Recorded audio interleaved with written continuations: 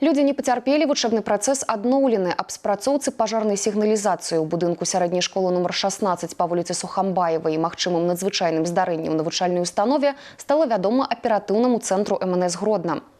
Прыбыўшыя падраздзяленні высветлілі, што адбылося аплаўленне ізаляцыі электраправодкі сушкі для рук у холле на першым паверсе школы.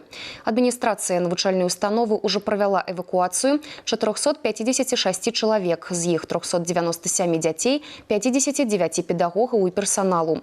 Да прыезду выратавальнікаў намеснік дырэктара здолеў ліквідаваць узгаранне пры дапамозе вогнетушыцеля. Пасля абследавання будынка на прадмет бяспекі вучэбны працэс быў адноўлены. Пацярпелых няма.